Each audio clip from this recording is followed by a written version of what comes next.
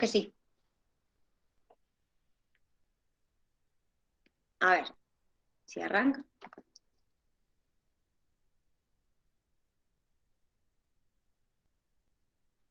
Que está la Vicky entrando.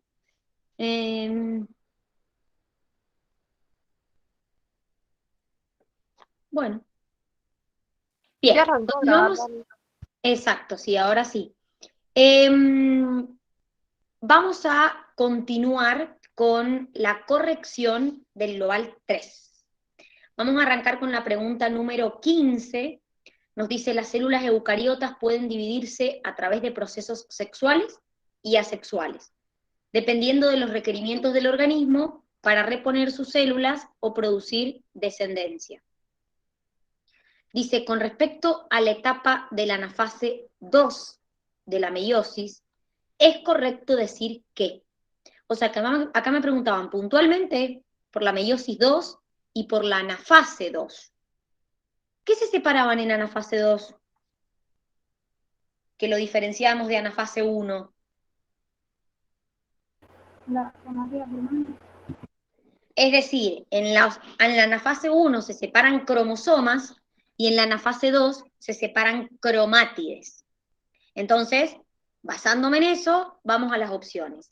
Se produce el crossing over, el entrecruzamiento de material genético. ¿Dónde pasaba eso? En la profase 1. Muy bien. En la profase de la primera meiosis. A mí me están preguntando por la segunda meiosis. Los pares de cromosomas homólogos, cada uno formado por dos cromátides hermanas, se separan. No son cromátides hermanas, son distintas. A ver, ahí está mal, casi que les diría en general. Primero, porque si se están separando cromosomas, ¿en qué etapa estamos? ¿Qué dijimos recién? Anafase 1. En anafase 1, no en anafase 2. Y segundo, que una vez que se produce el crossing over en profase 1, ya no tengo cromosomas homólogos y no tengo cromátides hermanas, porque ha habido un intercambio de genes. O sea, que estaba mal por donde la mirara. Las cromátides se separan unas de otras y se mueven hacia polos opuestos, es lo que estábamos hablando recién. Los pares de cromosomas homólogos se alinean en el plano ecuatorial de las células. Acuérdense que siempre que les hablen de alinearse en un plano ecuatorial, es metafase, corta. O es metafase mitótica o es metafase meiótica. En este caso, no me estaban preguntando por la metafase, pero tanto en la metafase mitótica como en la metafase 1, como en la metafase 2, hay alineación en el plano ecuatorial. Y acá me están preguntando por la anafase 2, no por la metafase. En un laboratorio se están cultivando hepatocitos con el fin de comprobar los efectos de una sustancia denominada colchicina. Justo recién la estábamos viendo. Esta sustancia inhibe la polimerización de la tubulina. Al colocar las células en contacto con la misma, se comprueba que no pueden realizar un proceso de los que se mencionan a continuación. Se inhibe la replicación del ácido desoxirribonucleico debido a que la ADN polimerasa 3, quien se encarga de la síntesis de la hebra complementaria, posee una estructura compuesta por subunidades de tubulina. Eso era un bolazo, chicos. Es decir, la replicación del ADN, es verdad que interviene la ADN polimerasa 3, pero la ADN polimerasa 3 no está formada por tubulina. Acuérdense que la tubulina es una proteína que forma los microtúbulos. O sea que todas aquellas estructuras que estén formadas por microtúbulos van a llevar tubulina. La ADN polimerasa 3 no está formada por tubulina. Se produce el cese de la apertura de los poros de la envoltura nuclear, ya que produce una alteración en la composición del complejo del poro. El complejo del poro es el complejo proteico que tenía más de 100 proteínas distintas que formaba los poros que rodeaban al núcleo, es decir, que se encontraban en la envoltura nuclear. Pero esos poros no estaban formados por tubulina. Se provocan alteraciones nucleares en la lámina nuclear, un armazón denso como un cesto debajo de la envoltura nuclear, ayer estuvimos hablando de la lámina nuclear, que se interrumpe con los poros y actúa como soporte de la lámina nuclear interna. ¿Cómo estaba formada la lámina nuclear? ¿Por qué tipo de estructura del citoesqueleto?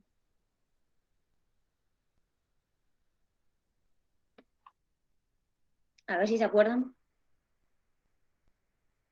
Por filamentos intermedios, chicos, no por microtúbulos. Repito, ustedes acuérdense que en el citoesqueleto ustedes tenían 3 tipos de estructuras. Microfilamentos, que eran filamentos de actina, filamentos intermedios y microtúbulos. Acuérdense que tenían distinto diámetro. El microtúbulo era el más grueso, que tenía 22 nanómetros. El microtúbulo es el que está formado por tubulina. El filamento intermedio, que justamente es intermedio porque tenía el tamaño intermedio, estaba formado por proteínas que dependía de la célula el tipo de proteína que lo formara. Entonces, la lámina nuclear, que es lo que me están preguntando en esa opción, está formada por filamentos intermedios, no por microtúbulos, que son los que forman la tubulina. Se inhibe el proceso mitótico debido a la interrupción en el ensamble de las estructuras celulares que brotan de los centriolos durante los procesos de división celular y que van del centrómero a los cromosomas hacia los centriolos en los polos, permitiendo el movimiento y la separación de los cromosomas. Esa descripción que me está haciendo es el uso mitótico, chicos. Porque la colchicina impide la polimerización del uso mitótico porque impide la polimerización de la tubulina. Entonces, la tubulina forma microtúbulos y se forma el uso mitótico. Fíjense que acá dice, inhibe la polimerización de la tubulina. Como la tubulina forma microtúbulos, los microtúbulos forman el uso mitótico, entonces no se va a poder llevar a cabo la división celular. Lucía es una mujer de 29 años de edad que asiste a su consultorio ya que hace unos meses padece de insomnio. Usted obtiene otros datos a través del interrogatorio, ha perdido peso en los últimos 4 meses, lo asocia con un ritmo evacuatorio aumentado, reconoce estar alterada y llorona.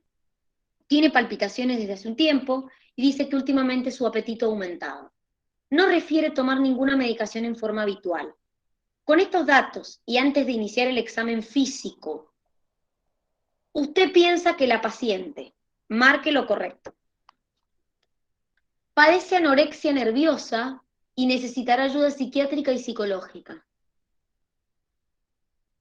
¿Por qué no podría tener una anorexia?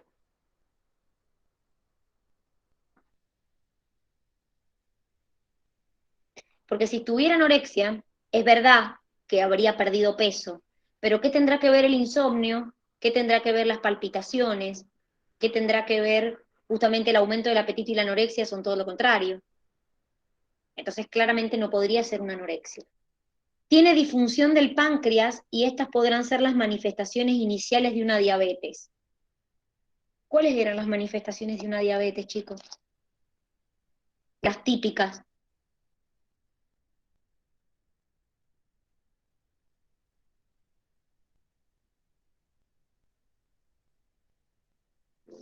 Poliuria, ¿qué significa eso? Orino más. Polidipsia, tomo más agua. La persona se levanta y toma grandes cantidades de agua y orina más. También en la diabetes puede haber una polifagia, es decir, que coma más, pero en realidad el síntomas típicos de la diabetes es poliuria y polidipsia, orina más y toma mucha agua. Que tiene una alteración en la glándula tiroides y probablemente por sus síntomas tiene hipotiroidismo. ¿Qué síntomas tenía el hipotiroidismo? Empezaba como a engordar, por eso yo lo relacioné. En realidad, ¿qué es lo que le pasaba más que el engorde? Más que el engorde. ¿Qué es lo que tenía? ¿Cómo se llamaba eso que pasaba en el hipotiroidismo? Primero, ¿cómo estaba la frecuencia cardíaca en el hipotiroidismo? Ella acá tiene Bajo. palpitaciones. Claro. Uno de los síntomas del hipotiroidismo es que la frecuencia cardíaca baja, no sube. Y acá dice que tiene palpitaciones, o sea, su frecuencia cardíaca ha aumentado, no ha disminuido. ¿Qué otra cosa más pasa en el hipotiroidismo? Para descartar que la persona tenga un hipotiroidismo. Pérdida de cabello. Exacto, pérdida de cabello. ¿Qué más? ¿Qué más le pasaba a la persona? Acuérdense, chicos, que la persona no se sentía nerviosa, ansiosa, todo el tiempo se sentía cansada, todo lo contrario, es decir, una persona que tiene un hipotiroidismo es como que no tuviera fuerzas, como si se sintiera cansada, hay una falta de vitalidad, aumenta el sueño, no es que hay insomnio, aparece una sudoración, una bradicardia, aparece lo que se llamaba el mixedema, que es la persona tiene infiltrado líquido debajo de la piel y la persona parece que estuviera gorda, que está mal dicho, es decir, que tuviera un aumento de peso, pero en realidad es que tiene una infiltración de líquido en la piel. Entonces, claramente no son los síntomas que tiene esta persona. Esta persona tiene o podría ser síntomas de hipertiroidismo. Acuérdense que el hipertiroidismo se siente nerviosa, ansiosa, excitada, tiene insomnio, tiene sudoración excesiva, taquicardia, aumenta la presión arterial, pérdida de peso, puede aparecer una intolerancia al calor. Esos son los síntomas del hipertiroidismo. En el organismo humano, frente a un aumento del volumen de sangre, y acá era la clave, los miocitos de las aurículas del corazón secretarán una hormona que intervendrá en la regulación de la composición y volumen de la orina para restablecer la volemia. En estas circunstancias, ¿cuál será uno de los mecanismos de acción de esta hormona? ¿De qué hormona me estaba haciendo referencia, chicos? ¿A qué hormona hacía referencia esta consigna que me estaban mostrando acá? Aumenta el volumen de sangre y los miocitos del corazón secretan una hormona, me dice. ¿Qué hormona es la que está secretando? Que me dice que me regula la volemia, la composición de la orina. ¿Qué hormona es la que me está secretando? ¿O qué hormona hace referencia? A ver El si se oxígeno. acuerdan. A ver, ¿qué hormona secretaba el corazón? Los miocitos. Acordate que el óxido nítrico actúa a nivel local. Acá me están diciendo que actúa regulando la volemia y la composición de la orina. O sea que el óxido nítrico es un vasodilatador local, no pasa a la sangre el óxido nítrico. ¿Qué hormona es la que está secretando esta persona o este individuo? Que sí te regula la...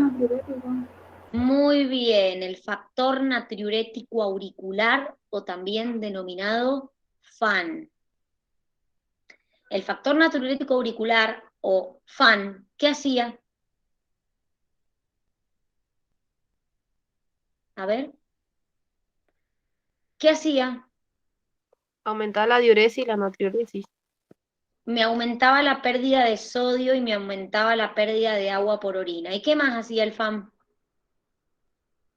Miren, me dice, estimula la vasoconstricción de la arteriola aferente del riñón para aumentar la tasa de filtración glomerular.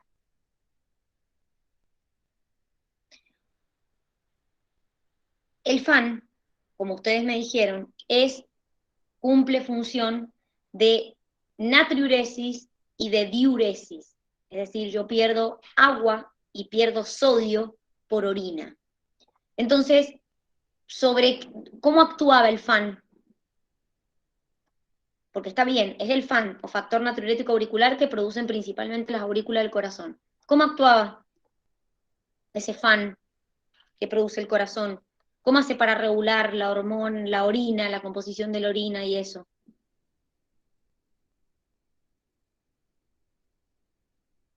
Chicos, el FAN inhibe la reabsorción de sodio del tubo contorneado distal. Por eso es que aumenta la pérdida de sodio por orina.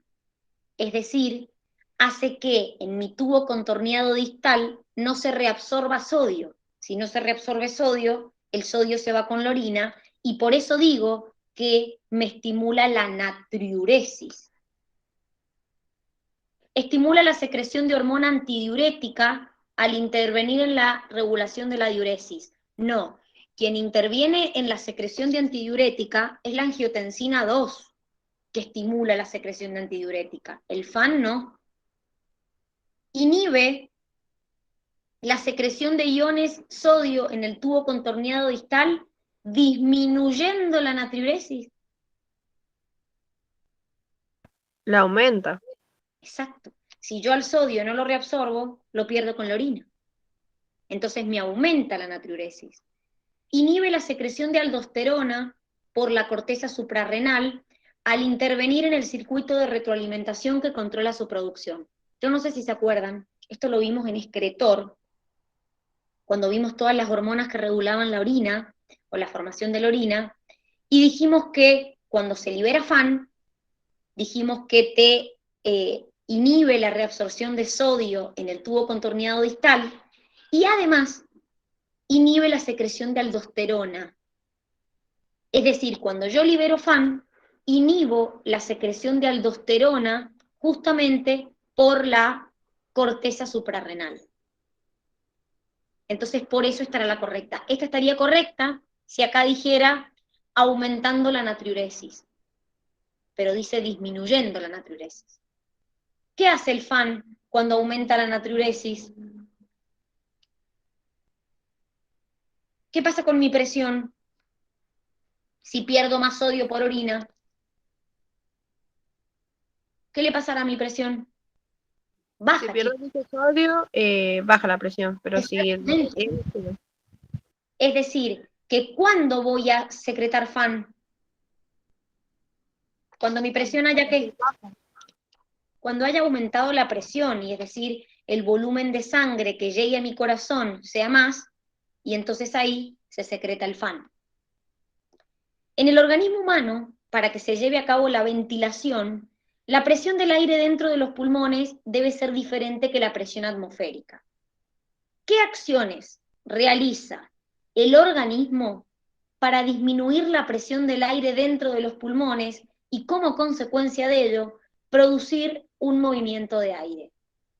O sea que me están preguntando acá, ¿qué hago para disminuir la presión dentro del pulmón para que el aire entre? Me dice, contrae los músculos escalenos y pectoral menor para reducir el volumen de la cavidad torácica.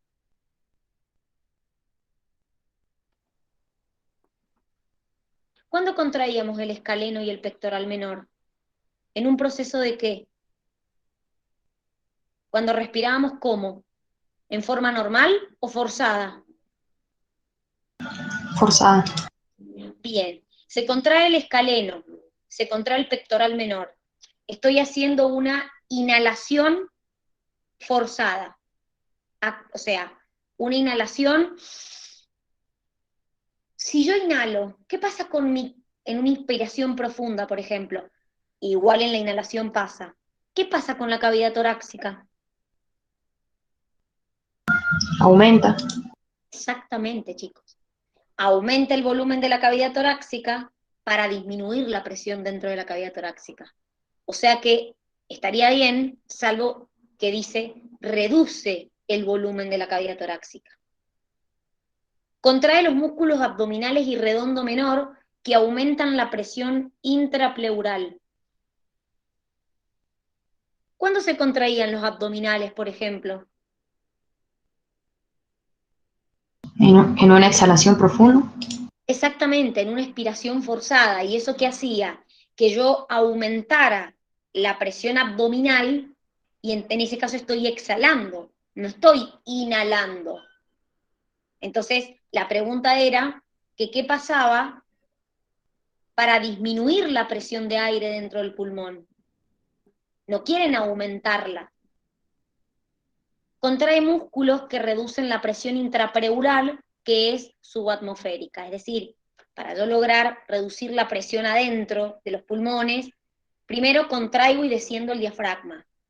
Si es profunda, en una inspiración profunda, contraigo intercostal externo, escaleno, pectoral menor, esternocleidomastoideo.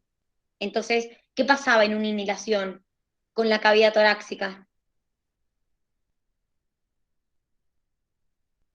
El diafragma se contraía y se aplanaba, descendía. Entonces la cavidad torácica se expandía, aumentaba el volumen de la cavidad torácica. Y eso hace que la presión dentro del pulmón sea menor.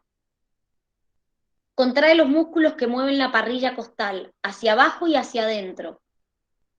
¿Hacia dónde la mueven cuando se contraen los músculos? Hacia arriba y hacia afuera. Cuando se contraen los músculos, la parrilla costal tiene un descenso, el diafragma desciende y se va hacia afuera, no hacia adentro. El síndrome de Marfan es un trastorno, esta les costó un montón. El síndrome de Marfan es un trastorno hereditario causado por un gen dominante que afecta el tejido conectivo o conjuntivo. Voy anotando datos. Es un gen dominante y me afecta el tejido conectivo o conjuntivo.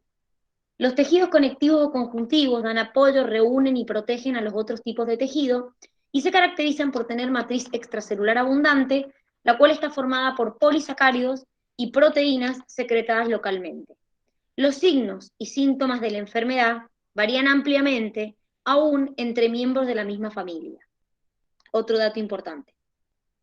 Me dice que en esta enfermedad los signos y síntomas varían inclusive en una misma familia.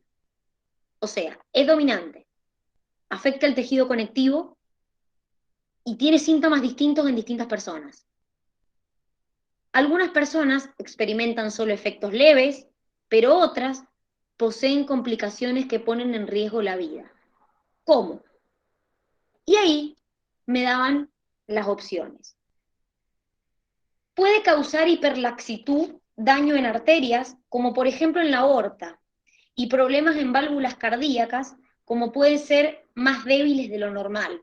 Por ejemplo, en la tricúspide, no pudieron impedir el reflujo desde el ventrículo izquierdo a la aurícula izquierda, o en la válvula bicúspide, no pudiendo evitar el reflujo entre las cavidades derechas del corazón. ¿Por qué está incorrecto?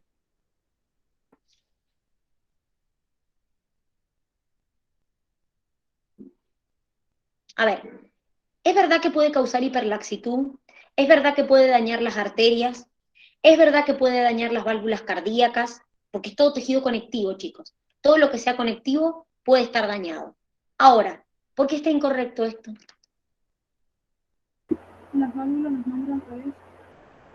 Exactamente, las válvulas están al revés. ¿Cómo se llama la válvula que me separa el ventrículo izquierdo de la aurícula izquierda? La tricúspide. ¿Cómo se llama? Dice, como por ejemplo en la tricúspide, no pudiendo impedir el reflujo entre el ventrículo izquierdo y la aurícula izquierda.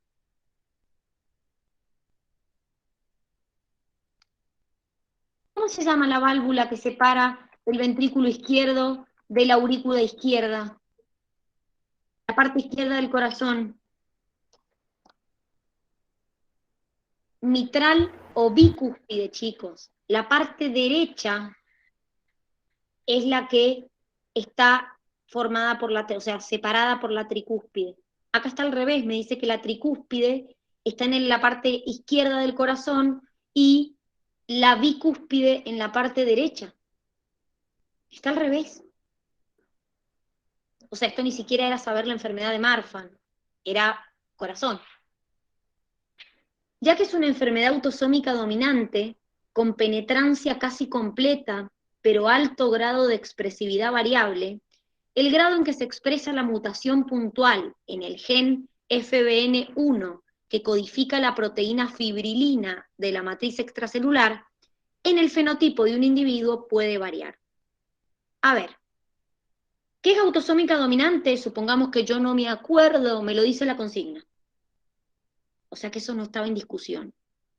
Acá me agregan que tiene penetrancia casi completa, pero que tiene alto grado de expresividad variable.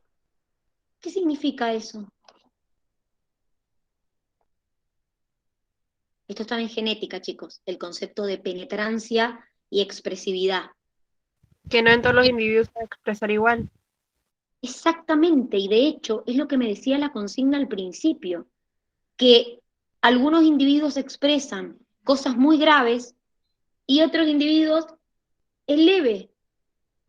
Entonces, claramente, hasta me lo decía la consigna, esta enfermedad es dominante, es autosómica dominante, pero tiene penetrancia completa. ¿Qué significa eso de penetrancia completa? Que todos los individuos que la padecen la van a presentar. O sea, que tengan ese gen afectado. ¿Y qué significa expresividad variable? ¿Qué dijimos que era? A ver.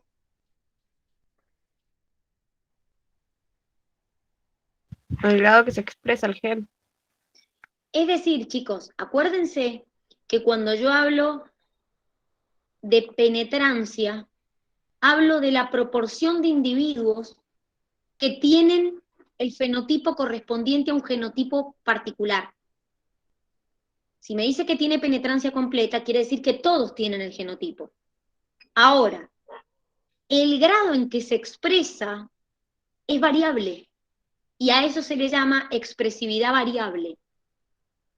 Entonces, claramente, este es un ejemplo, esta enfermedad, el síndrome de Marfan, es un ejemplo de esto.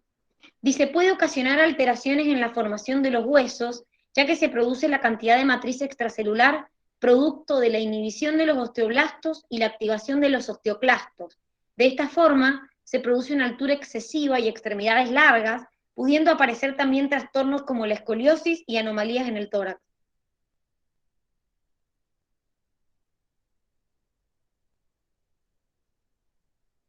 ¿Qué me dicen? A ver, si yo tengo una inhibición de los osteoblastos y una activación de los osteoclastos, que son los que hacen la regeneración del hueso, ¿voy a tener una altura más alta de lo normal y extremidades más largas? No, ¿Y no estoy pudiendo formar hueso? Todo lo contrario, chicos. Todo lo contrario. Porque justamente puede alterar la formación del hueso. Entonces el hueso no se va a poder formar correctamente. Puede producir problemas oculares como la luxación del cristalino, aparición de glaucoma y cataratas, y problemas en la retina, que está ubicada en la capa media del ojo, y es en donde se encuentran las células fotorreceptoras como conos y bastones. Supongamos que yo no sé nada. ¿Qué sé yo cómo está formado el cristalino? ¿Qué sé yo si se forman o no cataratas? ¿Pero qué está mal ahí?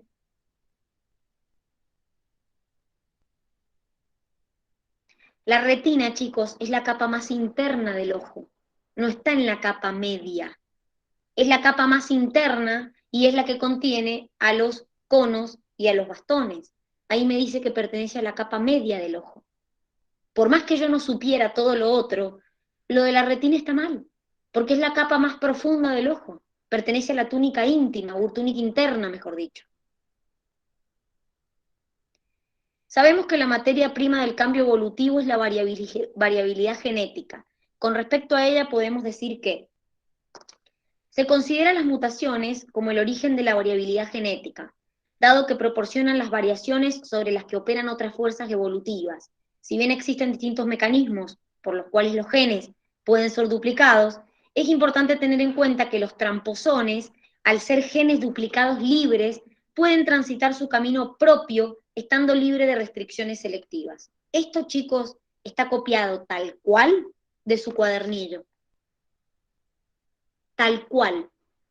En la parte de evolución, si ustedes se van a las causas que causan variabilidad, esto está copiado tal cual, que las mutaciones son el origen de la variabilidad sobre la que operan otras fuerzas. Es decir, que básicamente, las mutaciones es la base de la variabilidad. Por eso es correcta.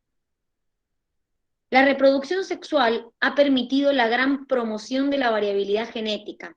Por ello, ha triunfado a pesar de ser mucho más costosa y más lenta que la reproducción asexual. De esta manera, lo afirma la hipótesis del banco enmarañado, la cual describe la importancia de crear una gran variedad de nuevos fenotipos, ya que el ambiente es muy cambiante y solo unos pocos se adaptarán a las nuevas condiciones. Toda la primera parte está bien. La reproducción sexual ha permitido la variabilidad genética y por eso triunfa a pesar de que es más costoso reproducirse sexualmente que asexualmente, porque tengo que buscar pareja, porque me implica un gasto energético. Pero lo que está mal en esta consigna es que esa explicación que da ahí la hipótesis de que hay que crear nuevos fenotipos porque el ambiente es cambiante y solo unos pocos se adaptan, no era la del banco enmarañado, era la del principal padrino de bodas. Entonces, eso hace incorrecta la consigna. La C me dice, la promoción de la exogamia en la naturaleza se explica a través de ejemplos concretos, como la heterostilia de distintas flores, donde podemos observar una antera posicionada a distinta altura del estigma, lo que permite que el mismo insecto pueda polinizarla. Todo lo contrario, chicos. La exogamia es cuando yo lo que hago es evitar que individuos que están emparentados se reproduzcan entre sí.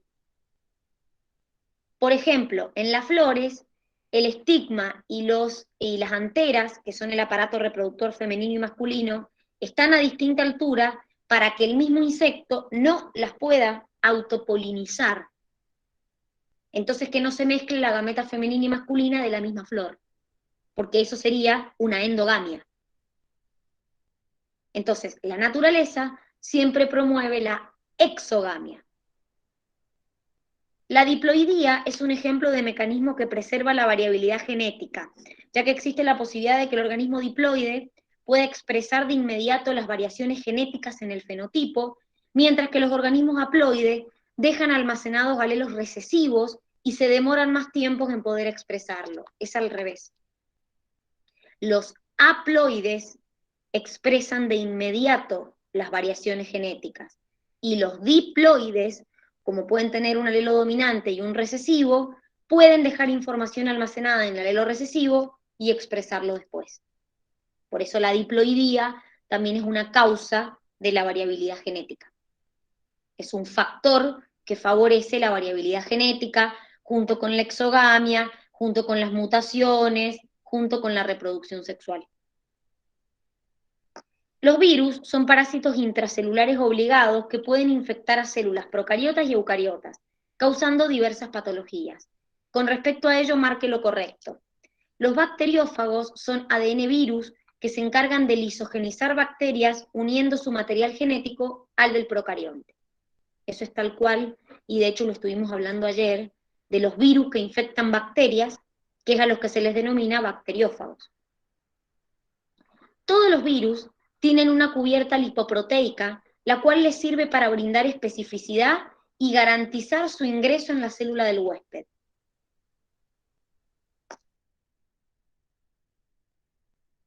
¿Todos los virus tienen una cubierta lipoproteica? No, solamente algunos.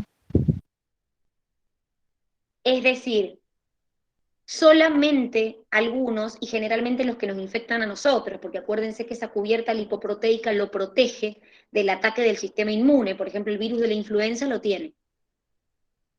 ¿El HIV es un ADN virus? ¿Sigo leyendo? No, es un ARN virus que tiene una enzima que se llama transcriptasa inversa, que justamente me permite hacer el proceso de transcripción. Es decir, me permite convertir el ADN en ARN, el ARN, perdón, en ADN, es decir, hace el proceso de transcripción inversa. El virus de la polio infecta solo el tracto respiratorio, invadiendo las células membranas mucosas del tracto superior y el tapiz interno de las cavidades nasales.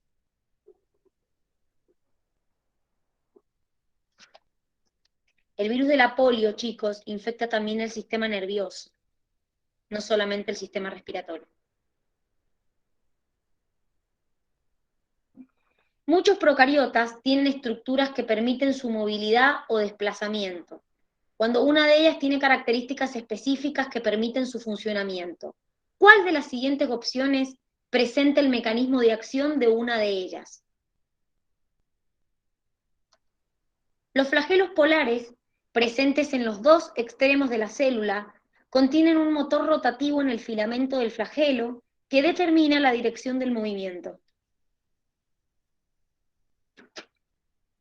Está en uno de los extremos de la célula. Exactamente. El flagelo polar está solo en un extremo.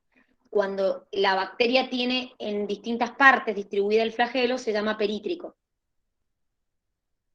Las fimbrias, estructuras numerosas y cortas, semejantes a cilios, permiten el desplazamiento de las bacterias en una dirección u otra, según el sentido de rotación de las mismas. Son semejantes a los flagelos. Y además, ¿qué otra cosa? ¿Para qué sirve la fimbria? ¿Para que se desplace la bacteria? Para la adición, pues, Exactamente. Son semejantes a flagelos, y más allá de eso, no permiten el desplazamiento, permiten la adherencia o adhesión. Las vesículas de gas son las estructuras responsables de la locomoción de las espiroquetas, que le permite sumergirse y desplazarse tanto en medios líquidos como viscosos. esas eran las cianobacterias. Exacto, las cianobacterias, las bacterias púrpuras y verdes, tienen algunas arqueas, tienen vesículas de gas. Exactamente. Las espiroquetas tienen un filamento que es axial y que es paralelo al cuerpo. Los flagelos presentes en toda la superficie celular, al rotar en un sentido, forman un penacho que impulsa la célula en dirección de su eje. Yo esto se los conté, que cuando los flagelos están en toda la superficie de la célula, forman como un penacho que rota la célula y la hace girar en sentido de su eje. La enfermedad de Chagas es causada por Trypanosoma cruzi. Indique la afirmación correcta con respecto a esta patología. El parásito abunda en las deposiciones del insecto vector, por lo que ingresa al organismo cuando este insecto deposita sus heces sobre la piel. Eso es correcto. Acuérdense que ¿quién es el vector? La vinchuca. Muy bien, perfecto. La vinchuca. La vinchuca es hematófago, chupa sangre. La vinchuca, ¿cuál es el problema? Cuando chupa sangre, no, cuando defeca. Porque cuando la vinchuca defeca, en las defecaciones de la vinchuca, van tripanosomas. Entonces la persona se rasca, o por los agujeritos que quedaron en la piel, producto de cuando la vinchuca chupó sangre, se mete el tripanosoma. En los seres humanos la enfermedad se desarrolla en única fase, que es la fase crónica. No, también hay una fase aguda. Esta enfermedad no se transmite durante la gestación por vía placentaria. Sí se transmite. Sí, se transmite por transfusiones, se transmite por la picadura de la vinchuca y se transmite por vía placentaria. El insecto vector se alimenta de sangre y heces, entre otros. Solo de sangre. Exactamente, es un hematófago como el mosquito. La especialización celular surge por el advenimiento del proceso de diferenciación que involucra cambios en la forma y fisiología que capacitan a estructuras no especializadas a cumplir determinadas funciones. Estas células especializadas se asocian a tejidos. Los tejidos unidos en forma estructural y actuando en concierto forman órganos y los órganos, a su vez, integran sistemas que llevan a cabo funciones complejas. Se pueden distinguir 200 tipos de diferentes células en el cuerpo humano que se pueden clasificar en solo 4 tejidos: epitelial, conectivo, muscular y nervioso. Y a su vez, dentro de ellos podemos subclasificarlos, como en el caso del tejido epitelial. Dado los siguientes epitelios y órganos, establezca la relación correcta. Acá tenían que unir. Si bien fíjense que acá les decía A5, A2, A3, B5, C1, D4, lo que tenían que hacer ustedes era unir el tipo de tejido con la estructura en particular. Entonces, supongamos que algunos no lo sabían, había algunos que eran fáciles, por ejemplo, el epitelio de transición siempre se encuentra en lo que es el aparato excretor, o sea que el epitelio de transición sí o sí tenía que ir con este. Lo estuvimos repasando recién, que el tubo digestivo desde las cardias al ano tiene epitelio cilíndrico simple. Entonces, por más que yo no me acordara a todos, podía sacar algunas opciones por descarte. Entonces, la opción correcta era la B, es decir, el pavimentoso estratificado lo tengo en la faringe. Después me decía, el pseudoestratificado en la tráquea. El pavimentoso simple en la cápsula de Bowman. El de transición en la vejiga y el cilíndrico simple en el tubo digestivo desde las cardias gastelán. Fíjense que nosotros en los globales les tomamos varias preguntas de tejido. Y no es porque tengamos ganas de hincharles, es porque la facultad pregunta muchas preguntas de tejido. Mucho, mucho. Porque de hecho, si ustedes se fijan, en todo el material siempre te describen por qué tejido está formado. Vemos respiratorio, nos ven el tejido. Vemos circulatorio, nos muestran tejido. Vemos digestivo, tejido. A la facultad le encanta tomar tejido. Entonces, denle bola a tejidos porque es una unidad que se pregunta mucho. El ser humano cuenta con más de 600 músculos esqueléticos que permiten el movimiento del cuerpo. ¿Cuál de las siguientes opciones contiene solo músculos flexores del muslo sobre la cadera? Ahí dice cadena, es sobre la cadera. Hay uno que lo podíamos descartar de cajón. ¿Cuál? Me permite la flexión del... ¿Por qué? Porque son los gemelos en la... Entonces no tiene sentido ahí. Los gemelos, ¿y dónde están? ¿En el muslo o en la pierna? En la pierna. Chicas, chicos, en general, si yo quiero flexionar el muslo sobre la cadera, el músculo tiene que estar en el muslo. ¿Cómo en la pierna va a llegar a flexionarme el muslo? Entonces, el A ya lo podía descartar porque son músculos que estaban en la parte posterior de la pierna. O sea que ya mis opciones se reducían a 3. Ustedes siempre cuando no se acuerden de algo, traten de razonar. Si se llama aductor largo y pectíneo, algo tiene que ver con el proceso de aducción, porque por eso se llama aductor, chicos. De hecho, si van alguna vez han ido al gimnasio, con un profesor te dice, vamos a trabajar los aductores, y te hace hacer un movimiento de aducción, porque justamente se llama aductor porque me permite el proceso de aducción del muslo. Y el bíceps femoral y el semitendinoso, que también están en el muslo, flexionaban la pierna, no flexionaban el muslo sobre la cadera, flexionaban la pierna. Entonces por eso tampoco podía ser correcta. La correcta era el psoas mayor y el sartorio. Un científico estudia el mecanismo de acción de una toxina a nivel de la sinapsis ubicada entre terminales axónicas de neuronas del sistema nervioso somático y un músculo esquelético. En sus ensayos observa que esta sustancia bloquea canales de calcio regulados por potencial eléctrico. Teniendo en cuenta la fisiología de esta sinapsis, ¿cuál será la consecuencia más probable de la acción de esta toxina a nivel de las mismas?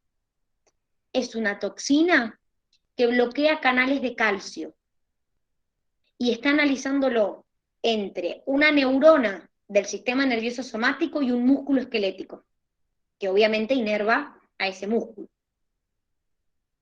Un aumento en la recaptación y degradación de los neurotransmisores liberados. A ver, ¿Por qué acá nos importa el calcio? Porque ¿qué hacía el calcio? Permitía que salieran los neurotransmisores. Exactamente. Cuando se producía el impulso nervioso y recorría toda la neurona y llegaba al terminal axónico, habría canales de calcio, el calcio empezaba a entrar abruptamente y eso hacía la exocitosis de neurotransmisores. Si esos canales de calcio yo los bloqueo, claramente no voy a poder liberar neurotransmisores. Entonces va a haber una reducción en la alteración por exocitosis de neurotransmisores hacia la hendidura sináptica. Porque justamente esos canales de calcio, por más que llegue el impulso, no se van a abrir. Entonces no va a entrar calcio y yo no voy a poder producir la exocitosis de neurotransmisores. Esa es la razón por la que la correcta era la C. Se van a liberar menos neurotransmisores de lo normal. En los vertebrados, el sistema nervioso central está formado por el encéfalo y la médula. La gran mayoría de los circuitos neuronales que procesan la información se encuentran situados en el encéfalo, formados por una serie de estructuras nerviosas que a lo largo de la evolución adquirieron más complejidad. ¿Cuál de las siguientes es una característica estructural del encéfalo? Los núcleos de la base constituyen dos masas ovoides de materia gris que se ubican dentro del tálamo en el diencéfalo.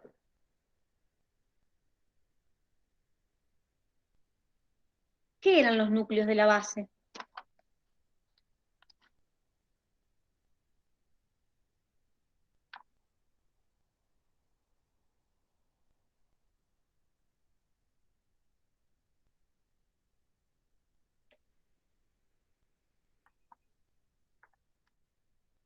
Los núcleos de la base eran cúmulos de sustancia gris que se encontraban dentro de la sustancia blanca. ¿Se acuerdan que nosotros teníamos en el encéfalo la sustancia gris externa y la sustancia blanca interna? Dentro de la sustancia blanca había cúmulos de sustancia gris y a eso le llamábamos núcleo de la base. Estaban relacionados con el control motor, los núcleos de la base. La formación reticular es una red de neuronas que se originan en el cerebelo, recorre el tronco cerebral y con esa conecta esas estructuras con el hipotálamo. Es una red de interneuronas que recorren el tronco cerebral, no de neuronas. Acuérdense que no es lo mismo una neurona que una interneurona. En la sustancia blanca y en la sustancia gris del encéfalo se encuentran numerosas células gliales que exceden en número las neuronas. Acuérdense, por más que no supieran nada de las estructuras, que en el encéfalo predominan las células de la glía por las neuronas. O sea, yo tengo más células de la glía que neuronas, tanto en la sustancia gris como en la sustancia blanca. En el romboencéfalo, la protuberancia y el cerebelo constituyen el mesencéfalo, mientras que el bulbo raquídeo forma el metencéfalo. Está al revés. En el romboencéfalo, la protuberancia y el cerebelo forman el metencéfalo y el bulbo raquídeo forma el mesencéfalo. En eucariontes, el complejo constituido por el DNA y las proteínas histonas conforman la cromatina, la cual atraviesa distintas etapas de plegamiento a lo largo del ciclo celular. ¿Cuál de las siguientes es una característica estructural de la cromatina? Esto lo vimos cuando vimos ácidos nucleicos. ¿Se acuerdan esto? Este es el nucleosoma que tiene las histonas y está está rodeada por las hebras de ADN como si fueran la cuenta de un collar. Estos nucleosomas son los que ustedes ven acá, que formaban como si fuera la cuenta de un collar. Esto nos mostraba el nivel de empaquetamiento del ADN hasta formar el cromosoma, es decir, acuérdense que la cromatina es cuando el ADN está descondensado, pero yo para poder llegar a formar un cromosoma no era tan simple. es decir, iba pasando por distintos niveles de compactamiento. Es decir, primero formaba estas cuentas de un collar, que es esta cuenta que ustedes ven acá. Acuérdense que tenía yo las histonas, que son H1, H2A, 2B, 3 y 4, y el ADN la rodeaba. Después se formaban una fibra de 30 nanómetros, es decir, se agrupaban muchas de estas cuentas o de estas fibras de 11 nanómetros. Después se formaban bucles, los bucles formaban espirales, y finalmente me formaban el cromosoma. Esto está en ácidos nucleicos. Entonces la pregunta dice, cada nucleosoma está constituido por un núcleo central de proteínas cargadas negativamente, alrededor del cual se enrolla el ADN con carga positiva. El núcleo es positivo y el ADN es negativo. Es decir, esto que tengo acá son proteínas positivas y el ADN que lo rodea tiene carga negativa. Es al revés. Después me dice, las proteínas histonas varían de un tipo celular a otro, tanto en su identidad como en su abundancia. No, porque el material genético es el mismo. Y aparte hay 5 tipos de histonas.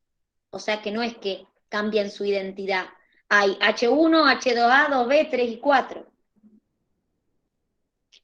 La afinidad de las histonas por el DNA aumenta durante la transcripción, lo que torna a la cromatina más condensada.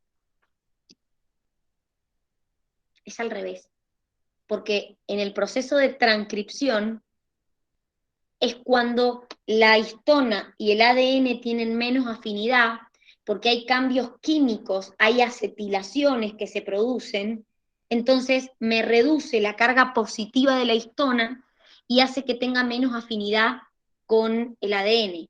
Entonces eso hace que como que la cromatina se relaje y entonces se pueda producir el proceso de la transcripción. Es decir, hay menos afinidad durante la transcripción de las proteínas, de las histonas, por el ADN, es decir, hay menos afinidad acá. Esto es como que se relaja. La correcta es que los eslabones que unen los nucleosomas vecinos entre sí están constituidos por 30 a 60 pares de bases de ADN, que sería esto. Cada nucleosoma, lo que lo une, está constituido por 30 a 60 pares de bases. Vamos con la última. En el organismo humano, entre las hormonas que intervienen en la función renal, una de ellas es capaz de aumentar la reabsorción de sodio y la secreción de potasio en el tubo contorneado distal. Perdón, en el distal y en parte del colector. ¿Cuál es el mecanismo por el cual esta hormona atraviesa la membrana plasmática e ingresa al interior de las células del tubo distal? ¿Qué hormona hace referencia? A la aldosterona. ¿Qué tipo de hormona es la aldosterona? Lo vimos ayer, lo repasamos presencial.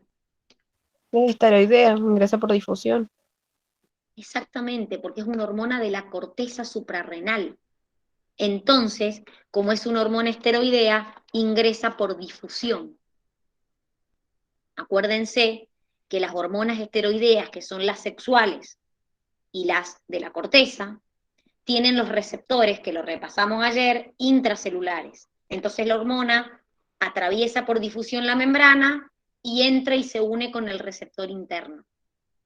En las que no son esteroideas, peptídicas y proteicas y derivadas de aminoácidos, ¿qué pasaba? ¿Entraba la hormona?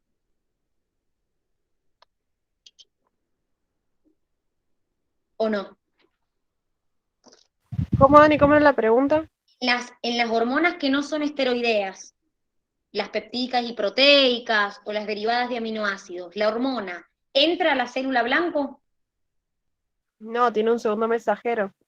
es decir, la hormona se une con un receptor que está en la membrana y se libera dentro un segundo mensajero. Eso lo estuvimos repasando ayer en forma presencial, que les hice el esquemita en el pizarrón. En este caso, como es una hormona de la corteza, como la aldosterona, es una hormona esteroidea. Entonces entra por el proceso de difusión. ¿Ha quedado alguna duda de este global? ¿Algo que me quieran preguntar? ¿No? Bueno, llegamos hasta acá entonces con la corrección del global número 3.